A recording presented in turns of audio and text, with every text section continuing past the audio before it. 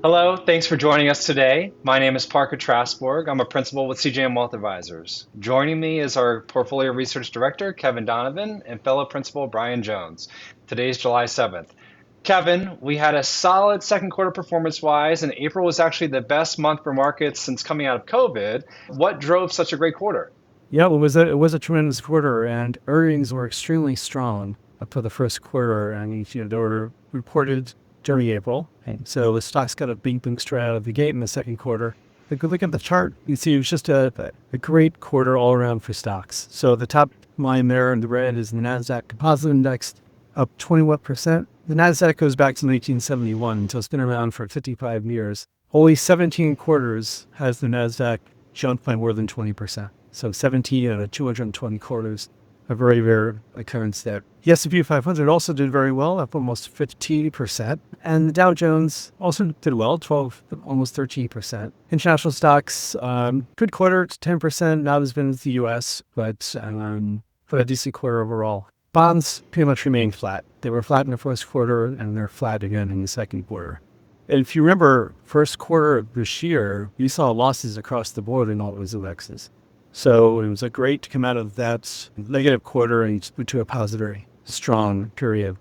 We also saw the return of the AI trade in the quarter, and it wasn't just focused on the Magnificent Seven stocks that had been the drivers for the past couple of years. We've seen a broadening out of other providers of AI solutions during the quarter as well. When you see this performance, if we look at the June chart, you see the Nasdaq was actually down a little bit in June. So all of this 20% and more increase was in April and May. But June wasn't a bad quarter overall. These indexes here don't really show is that value stocks did very well in June, and small cap stocks in particular also did very well. In addition to AI, we're seeing broadening out into value stocks and into small cap stocks. The year-to-date chart, I mentioned we had that loss in the first quarter, so the year-to-date doesn't look quite as good as the second quarter, but still very good numbers with NASDAQ up almost 13%, the S&P up almost 10%, and then trashing stocks up over 7%. Bonds are flat overall year-to-date. So I mentioned small cap stocks. If you look year-to-date, the small cap stock index is up over 20%. So it's really outpacing the larger cap names that we've seen really leading with rallies since the great financial crisis. So a little bit of a roller coaster here in the first half, down first quarter, really positive second quarter. Why was the second quarter so good, Kevin?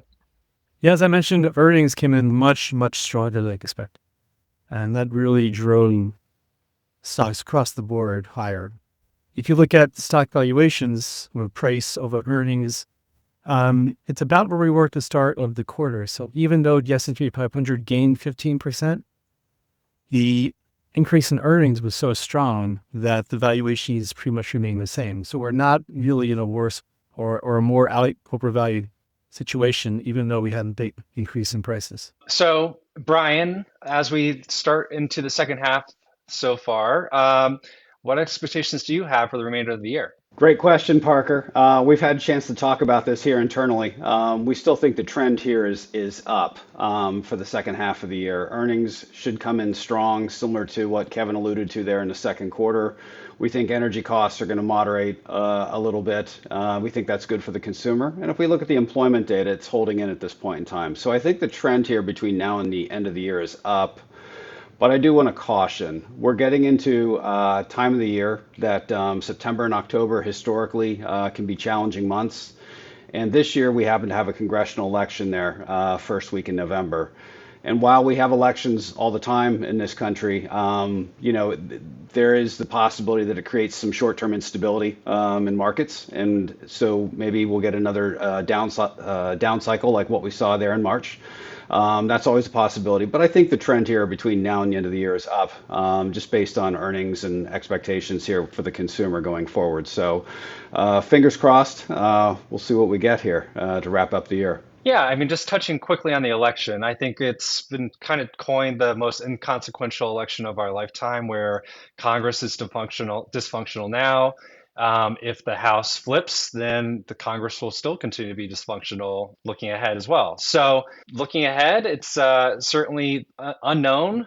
We've got the new Fed Chairman Kevin Warsh coming in and what he might do and what he may not do compared to what has been done previously. So, there's a lot of change here as we head throughout the summer and into the fall. Kevin, anything else to add?